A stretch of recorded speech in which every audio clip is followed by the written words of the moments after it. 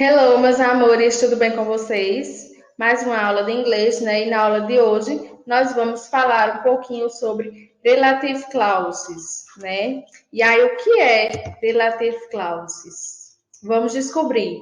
Então, as orações relativas, né, que em inglês chamamos de relative clauses, são construídas com a adição de partículas que adicionam informações à oração principal.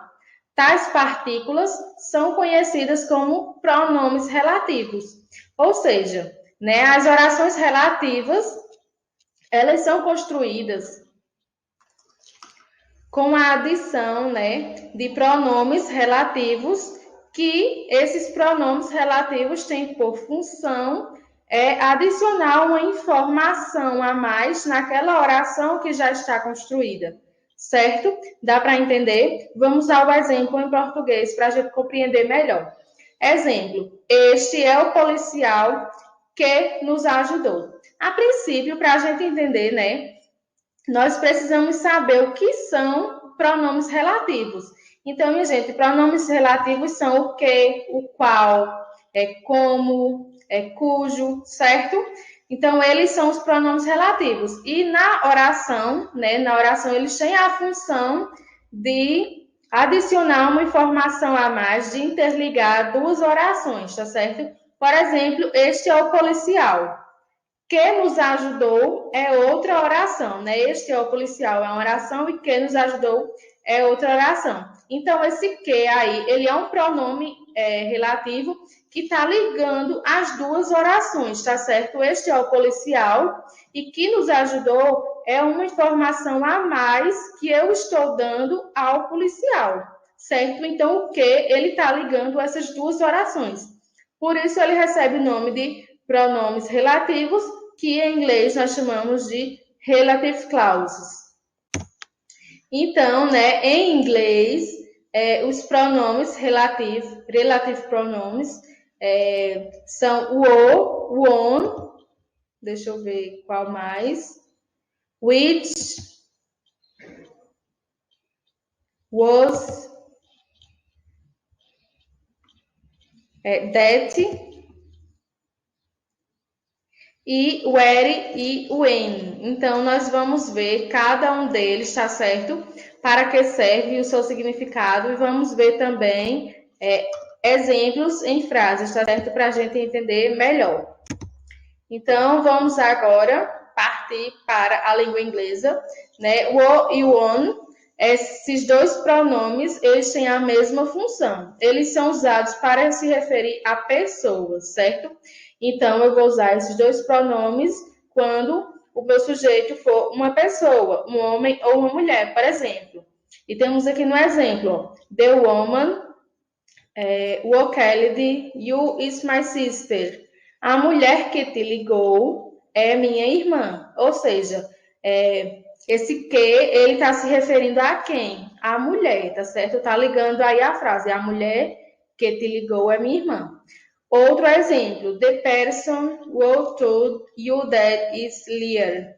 A pessoa que te contou isso é mentirosa, certo? Então, nós temos aí o que novamente. Então, esses dois pronomes, eles significam que, tá? E aí, vamos para o próximo, which. Which também significa que, só que nós usamos apenas para coisas ou animais, certo? Por exemplo, the dog é o animal, which is barking is not ours. O cachorro que está latindo não é nosso, certo? Outro exemplo aí, the t-shirt, que é camiseta, camisa, which Mike was wearing was really ugly. A camiseta que o Mickey estava usando era muito feia. Certo, gente? Então, esse pronome which, ele também significa que, porém, nós usamos para coisas ou animais. É importante saber quando é que nós vamos usar. Tá certo? Outro pronome, was, significa cujo, cuja, cujos e cujas, e serve para indicar posse. Então, quando eu me referir à posse, eu vou usar was. The dog was, owner is traveling, is really sick. O cachorro cujo dono está viajando está muito doente. The woman whose dog was kidnapped is the cell of a bank. A mulher cuja filha foi sequestrada e é presidente de um banco. Certo? Faltou o acento aí nesse E, gente. Outro pronome relativo é o that. Esse that, ele também significa aquele, aquela, certo? Porém, nos relative pronomes, ele significa que, tá? Então, ele serve para substituir informalmente as palavras wo e which em alguns momentos. Não são todos, tá, gente? Então, quando nós formos nos referir às coisas que não são formais, certo? Porque aqueles lá do início, nós usamos assim para coisas mais formais, né? Em frases formais, textos formais. E em conversas, por exemplo, uma conversa de WhatsApp, eu posso usar that, certo? Em um momento não formal. Por exemplo, that shirt that Mike is wearing was real. A camiseta que o Mick estava usando era muito feia. Temos aí o mesmo exemplo.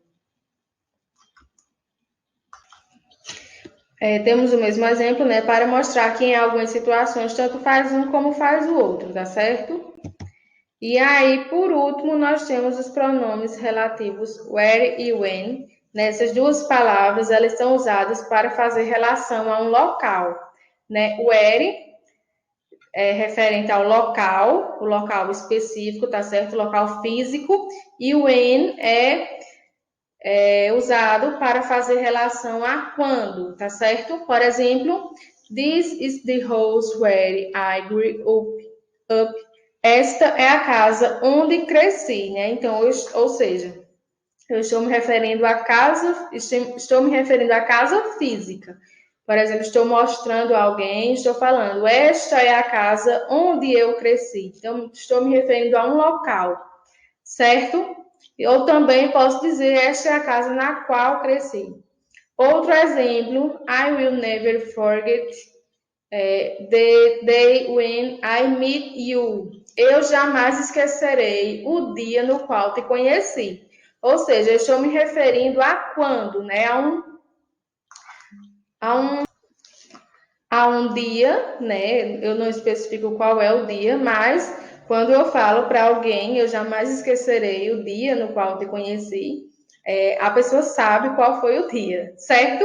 Então, um é para local e o outro é para quando. Quando eu especifico algum lugar, quando foi que aconteceu.